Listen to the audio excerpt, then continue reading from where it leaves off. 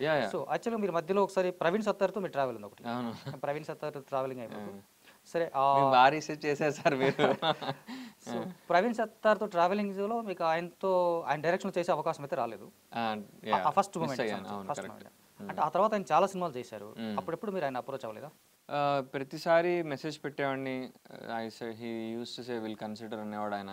అంతేగాని నాకు సాలిడ్‌గా ఎప్పుడు ఆపర్చునిటీ అయితే రాలే ఆయన దగ్గర నుంచి. అంటే మనకేమనిపిస్తదంటే 'ప్రవీణ్ సత్తార్' తర్వాత చేసిన కొన్ని సినిమాలు చూస్తే, హ్మ్. ఇప్పుడు మీ గెస్చర్‌కి, మీ పర్సనాలిటీకి ఆహ్, కరెక్ట్ సూట్ అయ్యే క్యారెక్టర్స్ ఆయన సినిమాలో చాలా ఉన్నాయి. అవును. హ్మ్. సరే మరి ఆయన వాటెవర్ ఇట్ ఆయన చాయిస్ యాహ్! కాబట్టి మేబీ ఫైనల్‌గా జస్ట్ డిడ్ంట్ వర్కౌట్ అంతే. నేను అంటే ఇండియాకొచ్చాక నేను చాలా కాలం ఆయనతో టచ్‌లో ఉండేవాడిని. టెక్స్ట్ చేసేవాడిని ఫేస్‌బుక్‌లో గాని, వాట్సాప్‌లో గాని.